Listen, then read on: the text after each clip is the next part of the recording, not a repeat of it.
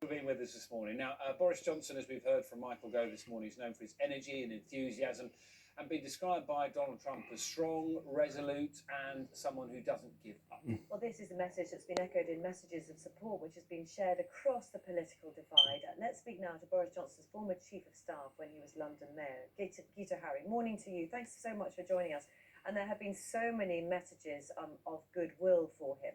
And also people very much saying, he is a fighter. How will he be dealing with what's going on? Well, he'll be absolutely distraught and gutted that he's on his back in hospital, not at the helm in number 10, because he's a man of huge determination, a very strong physical constitution, a very high pain threshold. He used to joke about rugby and taught him that when you're hit, no matter how hard, you dust yourself off and you get on with it. And he's very conscious, of course, that the buck stops with him on an enormous crisis that has just proved in actually Boris Johnson as Prime Minister succumbing to it, that it respects no boundaries. It's very hard to sort of hold it back. If the virus can get to number 10 and get the Prime Minister into intensive care, then it's the most sobering thought possible for the rest of us. Yes, sobering and worrying, I'm sure, for many people as well.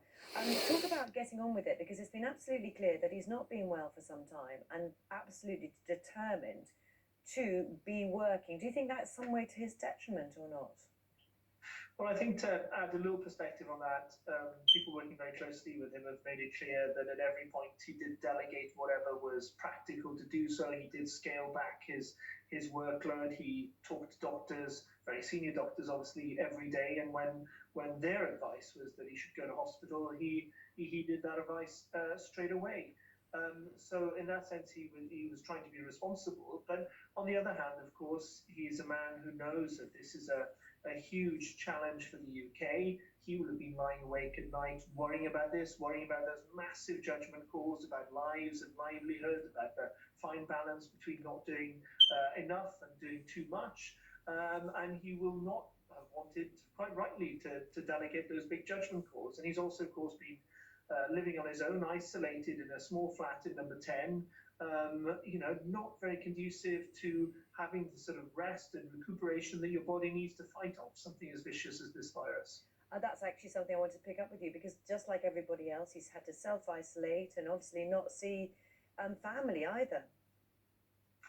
Indeed, and that takes its toll on people. And Boris is a man who, doesn't have a vast network of people, but he has close friends and very close family, and he likes to deal with people directly. He likes to look at the whites of their eyes. He's comfortable with technology, but he doesn't think it's a substitute for proper human contact. So that would have been a tough time for him over the last week. But you could see when he was outside number 10 on Thursday applauding the NHS workers, he looked really rough to me. But the thought of not being there to show his appreciation of NHS staff at a time like that would have been almost inconceivable to him. Absolutely. I'm just on that question about he's now we understand obviously Dominic Raab will be taking at least that cabinet meeting this morning.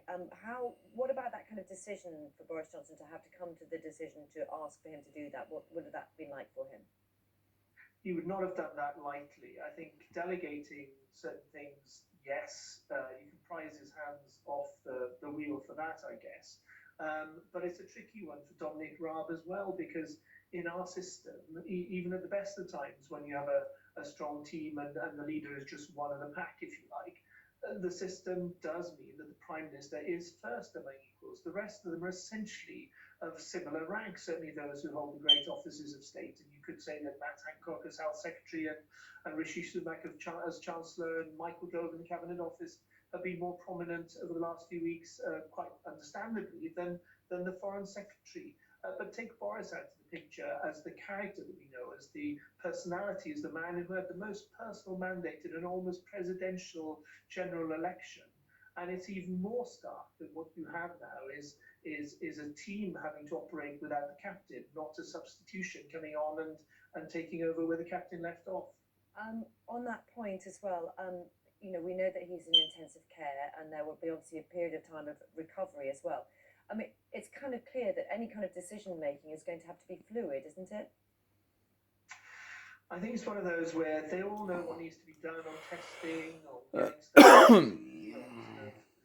organising troops and all the rest of it. the hard decisions are a little bit down the line. When do we ease off? When do we start to sort of open up again after closing, or indeed when do we have to sort of have further restrictions? And that is a tough call for anyone to make, unless they are the Prime Minister with the political mandate and moral authority to do that. So I think on that basis, everyone, apart from clearly, understandably, the personal implications of all this, will be hoping that the Prime Minister is back on his feet as soon as virtually possible. Guto Harri, thanks very much for your time and your insight this morning. Thank you.